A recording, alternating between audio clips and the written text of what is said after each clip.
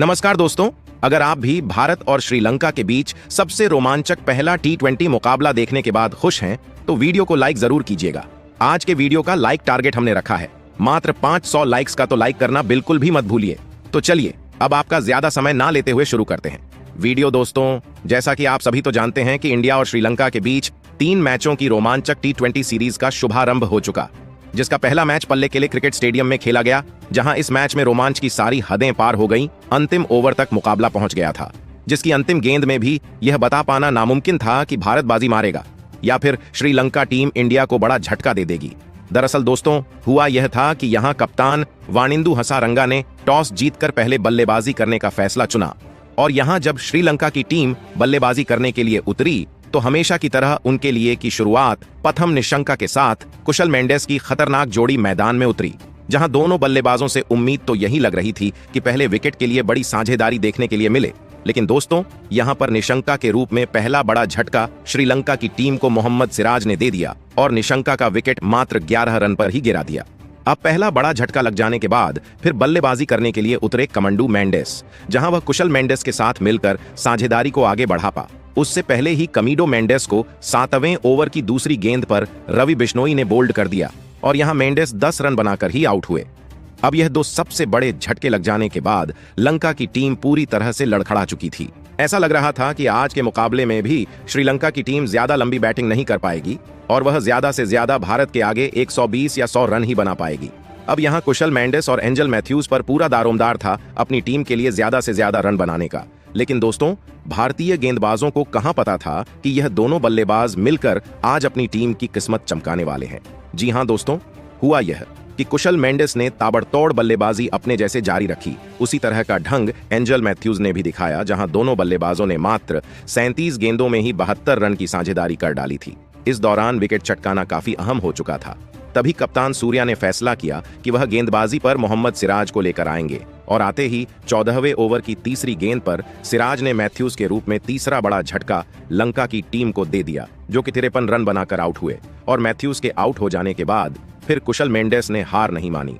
उनका बल्ला रुकने का नाम नहीं ले रहा था। उन्होंने मात्र 34 गेंदों में ही भारत के खिलाफ 84 रन ठोक डाले थे।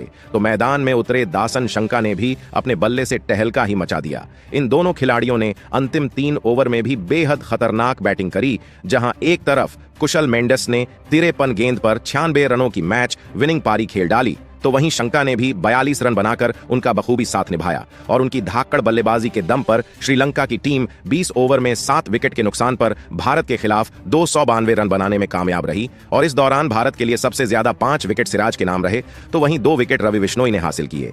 और टीम इंडिया के सामने इतना बड़ा लक्ष्य था जिसका पीछा करना कोई बच्चों का खेल नहीं था।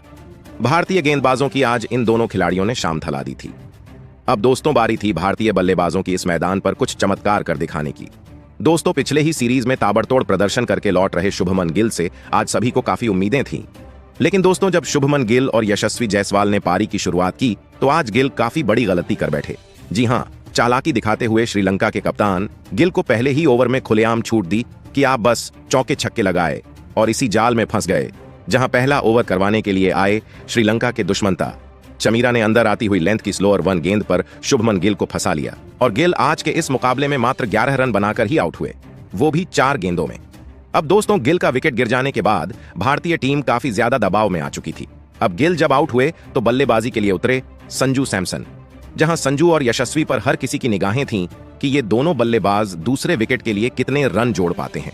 इस दौरान सब कुछ सही चल रहा था, लेकिन दोस्तों, आगे क्या होने वाला है इसका अंदेशा किसी को भी नहीं हुआ यह कि संजू सैमसन, जो बढ़िया लय से बल्लेबाजी कर रहे थे, उन्हीं के रूप में भारतीय टीम को दूसरा बड़ा झटका लगा। जी हां दोस्तों, संजू बाहर जाती हुई आउटसाइड ऑफ की गेंद को गलती से छू बैठे। हालांकि यह गेंद पूरी तरह से वाइड हो जाती अगर संजू गेंद को जाने देते, लेकिन उन्होंने बल्ला बीच में अड़ा दिया और फील्डर ने आसान सा उनका कैच पकड़ लिया और 14 रन बनाकर संजू आउट हुए। अब दोस्तों, भारतीय टीम को 2 बड़े झटके मात्र 33 रन के कुल स्कोर पर ही लग चुके थे। अब यशस्वी जायसवाल पर दबाव बढ़ता चला जा रहा था, और अब इनका यह दबाव कम करने के लिए चौथे नंबर पर बल्लेबाजी करने उतरे सुपरस्टार सूर्य कुमार यादव, जहां सूर्य और यशस्वी ने मिलकर पारी को आगे बढ़ाया। दोनों बल्लेबाजों ने अच्छी शुरुआत अपनी टीम को दिलाई।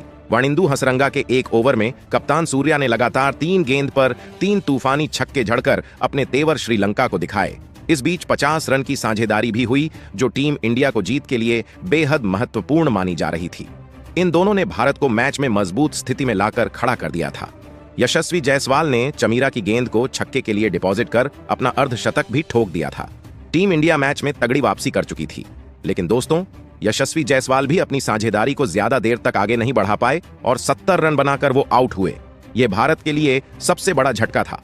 अब पूरी जिम्मेदारी कप्तान सूर्य कुमार यादव और रिंकू सिंह पर आ चुकी थी मैच जिताने की, क्योंकि इनके अलावा कोई और बल्लेबाज भारतीय टीम को जिताने का दम नहीं रखता था। सूर्य जहां अर्धशतक बनाकर खेल रहे थे, तो रिंकू भी सबसे बड़े मैच विनर के रूप में मैदान में मौजूद थे। अब दोस्तों यहां रिंकू सिंह और सूर्या मिलकर साझेदारी को आगे बढ़ाते हुए श्रीलंका की नाक में दम कर देते हैं। देखते ही देखते इन्होंने टीम इंडिया को 240 रनों से भी पार पहुंचा दिया था। चौक और छक्कों की उन्होंने ऐसी सुनामी लाई कि लंका की धज्जियां उड़ा दी। देखते ही देखते दोनों मिलकर मैच को अंतिम ओवर तक ले जाते हैं। यहां रिंकू ने सबसे पहले तो मात्र 18 गेंदों में अपना अर्धशतक पूरा किया, तो वहीं दूसरी तरफ कप्तान सूर्य अर्धशतक जड़ने के बाद वो अपने शतक की ओर बढ़े और इस दौरान अंतिम ओवर तक जब यह मैच पहुंचा तो भारत को मुकाबला जीतने के लिए 6 गेंद में 21 रन की दरकार थी। अब स्ट्राइक पर रिंकू थे और अंतिम ओवर करवाने के लिए अपने सबसे खतरनाक मतिशा पथिराना को कप्तान वानिंदु हसरंगा ने भेजा था। अब ये यहाँ पहली गेंद पथिराना ने यॉर्कर लेंथ पर डाली, जो कि रिंकू से पूरी तरह मिस हो गई और कोई रन नहीं मिला। अगली गेंद पर रिंकू ने 2 रन भागे और फिर यहां से भारतीय टीम को 4 गेंदों में 19 रन की दरकार थी। रिंकू अभी भी स्ट्राइक पर मौजूद थे और दोस्तों रिंकू शॉट लगाने की कोशिश तो बहुत कर रहे थे, लेकिन उनके बल्ले पर गेंद टच नहीं हो रही थी, जिसके चलते यहां लंका की टीम पूरी तरह से फुल फॉर्म में थी कि वहीं इस मुकाबले को जीतेंगे। लेकिन दोस्तों जैसे तैसे करके तीसरी गेंद को लेग साइड की तरफ खेलकर रिंकू ने 1 रन भाग लिया और अब स्ट्राइक पर आ गए हमारे सबसे बेस्ट T20 के नंबर 1 जाबाज सूर्या। जहां सूर्या को आगे 3 गेंदों पर 3 छक्के लगाने थे और तभी भारत की टीम मुकाबला जीत पाती, क्योंकि 3 गेंदों पर 18 रन भारत को चाहिए थे। अब चौथी गेंद को सूर्या ने सामने की तरफ छक्का जड़ दिया। 5वीं गेंद को डीप कवर्स के ऊपर से अपने फ्लैग शॉट एक और आसमानी छक्का जड़कर सूर्या ने भारतीय टीम को जीत की दहलीज पर पहुंचा दिया। अब 1 गेंद शेष मात्र बची हुई थी और मैच जीतने के लिए 6 रन चाहिए थे।